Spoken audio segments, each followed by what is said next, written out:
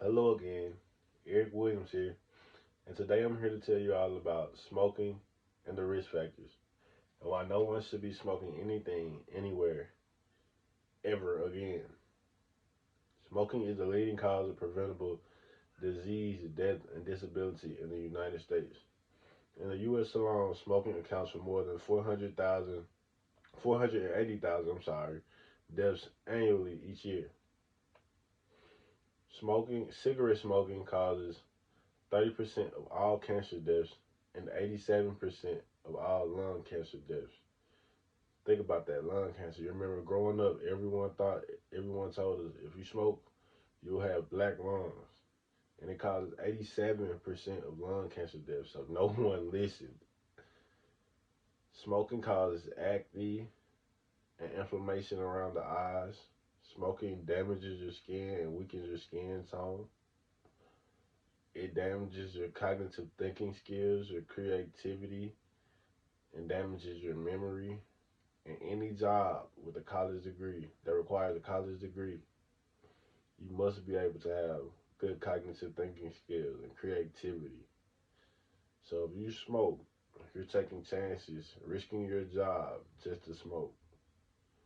Smoking increases the risk of anxiety and depression.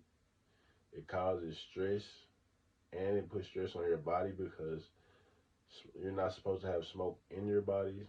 So it dries your body out. Your body is constantly trying to hydrate. So if you don't hydrate while smoking, you're putting yourself at even more risk. Smoking causes cardiovascular disease, chronic pulmonary disease, and 12 other different forms of cancer. And if you have children, you're putting your children at grave risk of catching a disease or cancer from secondhand smoke. Not only your children, your loved ones also. Because secondhand smoke causes 33,000 heart disease deaths each year and 7,000 lung cancer deaths each year. So that means if you have loved ones, or if you stay with your parents or your children, and they don't smoke, but you smoke around them, or you had to leave your clothes out that have the films, the smoke films in them, like this shirt, if I smoked and there were smoke films in this shirt, and then I left it in a basket or left it in my room or took it off and my kids were around it, they're getting secondhand smoke from it. And who wants to risk their children's lives just to smoke? Like, it's never that serious if you ask me or anyone else in that matter. Like, no one is willing to put their kids' lives at risk. Speaking of kids, smoking causes birth defects, cleft palate, cleft lip. Your child could be born prematurely. It causes bleeding, internal bleeding during the pregnancy, excess bleeding.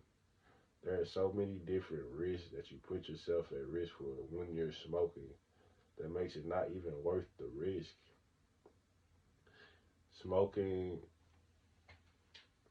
and you spend so much money on cigarettes. Cigarettes are actually cheaper than vapes and weed and things of that nature. Smoking costs so much money, so imagine if you didn't smoke, how much more money you would save and what you would be able to spend it on, how much money you could invest in other business ventures and things of that nature. Smoking takes a toll on not just your body, but like on every small aspect of your life. I'm sorry for the snorting. I apologize in advance. Smoking and with these things, the risk factors I just told you about smoking. If you stop smoking, the risks go away, and you start to better yourself, and you start like the risks can reverse themselves, and you can do better in life. So say if you had like lung cancer, if you had like lung breathing problems, things of that nature, they reverse themselves eventually if you stop smoking and you exercise right. You'll get back on the right track. And I believe everyone wants to be on the right track. No one wants to put their kids' lives at risk, put their own lives at risk. Imagine losing a loved one because you smoked around them. No one will be able to live with themselves if they lost their loved one or their child because they smoked around them. So with with those facts and statistics and risk in mind, please, everyone, stop smoking for your good, for the world, Thank you.